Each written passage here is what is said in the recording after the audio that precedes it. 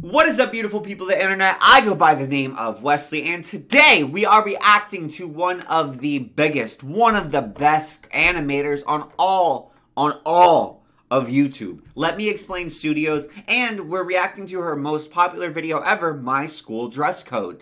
Now, as I'm sure you guys are aware, this is a hot topic of controversy for anybody who went to a school with kind of a restrictive dress code. I had a uniform in elementary school, which I kind of liked.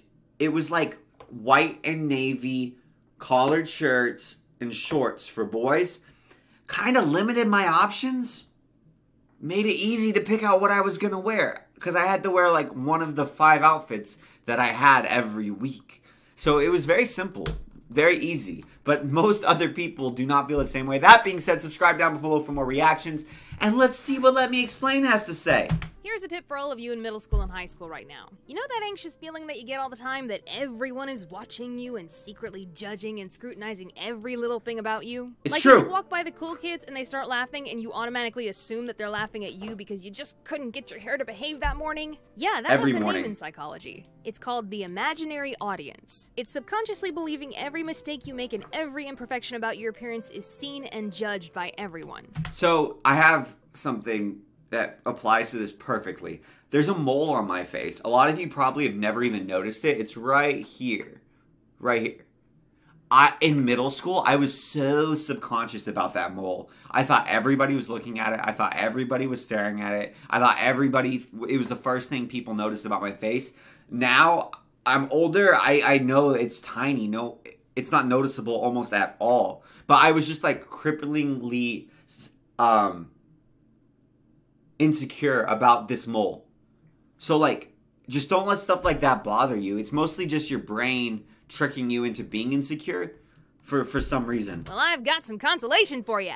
You ain't alone. Most everyone in your school is dealing with those thoughts. And that anxiety from person to person is going to be expressed in a plethora of different ways, including negative ways, like bullying. Free your mind, man. The imaginary audience isn't real. It's not what it seems. Wake up. The Matrix has you. So one of the hard facts about school, and about life in general, is dress codes. Yeah, it doesn't stop after high school, explainers. People are always telling you what to wear. In jobs, at restaurants, that's so passing by on the true. Street.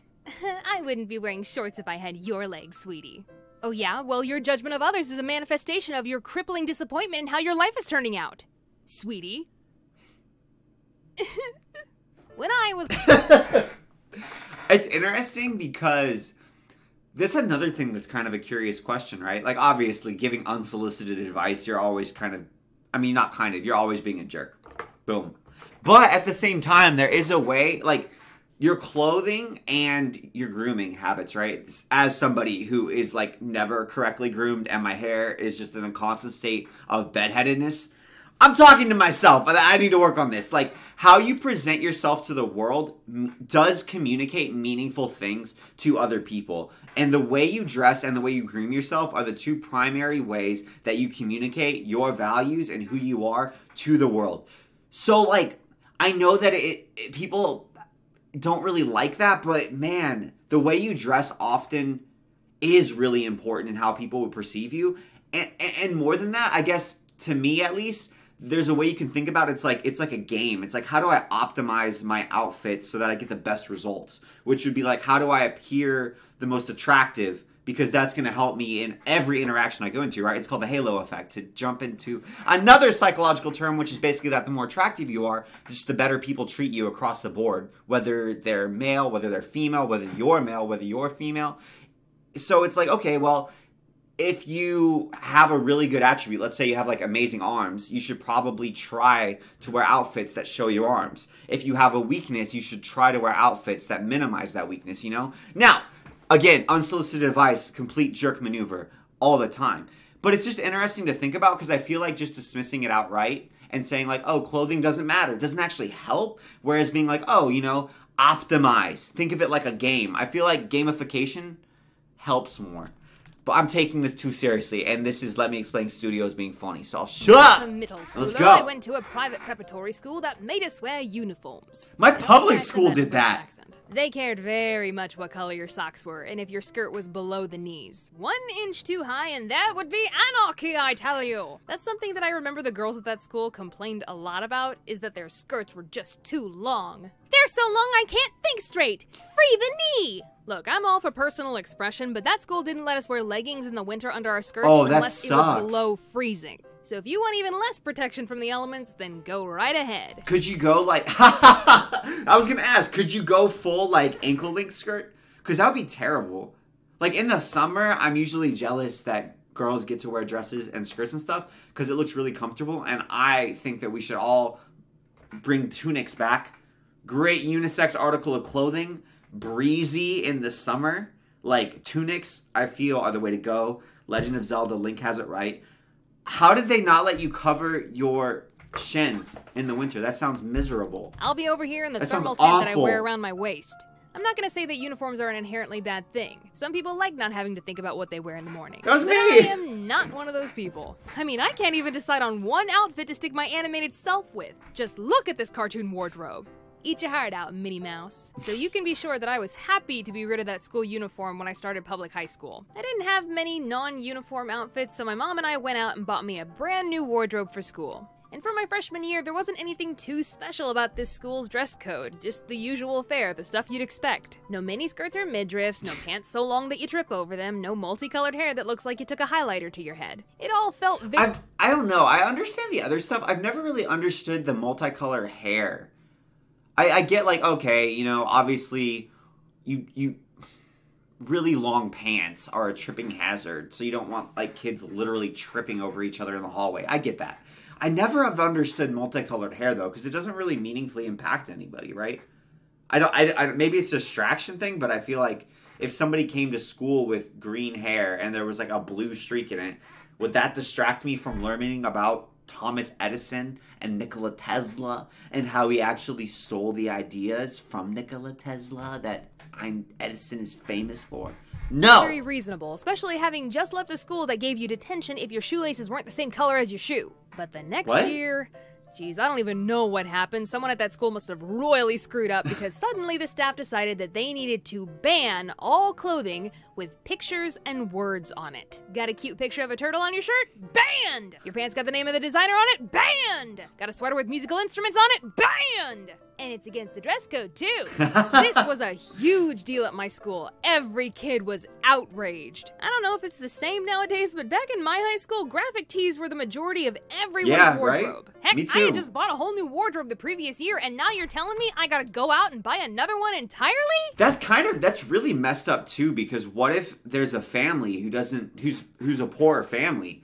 How are they supposed to provide their children with a whole new compliant wardrobe? Like, if there's a family who's legitimately struggling to get by, living paycheck to paycheck, how are they supposed to, like, come out and completely replace their kid's wardrobe within the new dress code's requirements? You know what I mean? Like, that seems like it would be incredibly insensitive to go to that extreme. What the hell, school? The only exceptions to the rule were school shirts, like from clubs and sports teams, college shirts, or patterns. So basically, if you had one graphic on the front of your shirt, that's a big old no-no. But if the graphic was all over, that's perfectly fine. That's fine. Yes, makes sense. Good call, staff. All this just like have somebody flipping somebody off, big middle finger design, or like a big pot leaf. I'm sure that's probably what it was, because I mean, people love it. People love, just teenagers especially, throwing the pot leaf on random things.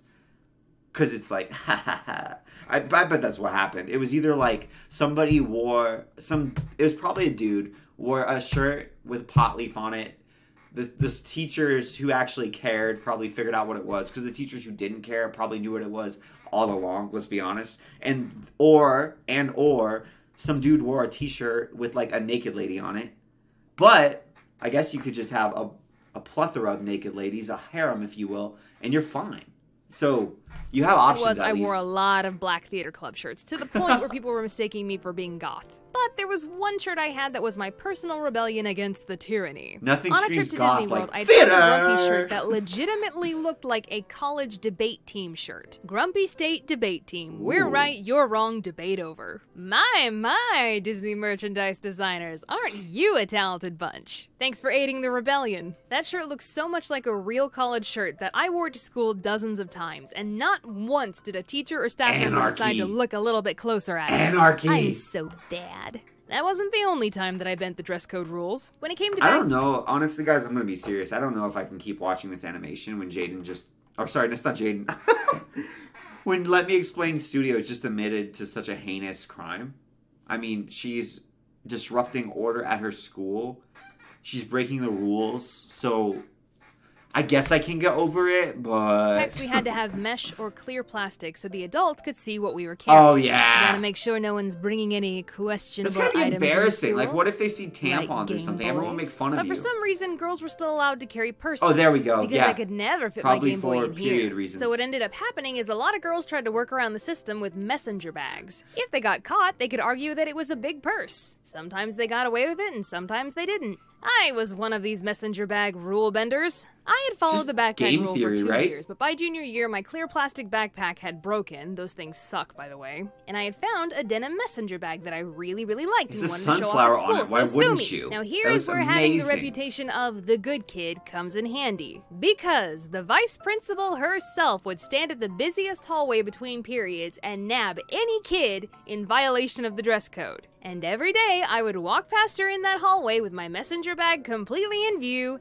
and she would turn a blind eye. Hey, that shirt is prohibited. Go to the office. You, take out that nose ring. You know they're not allowed. Oh, hello, Rebecca. You have a good day, sweetheart. Hey. Honestly, I mean, let's be really real. I think most of the time these policies are really, like, they're really instituted as an excuse so the school can deal with kids who cause issues. Like, more so than the policy themselves.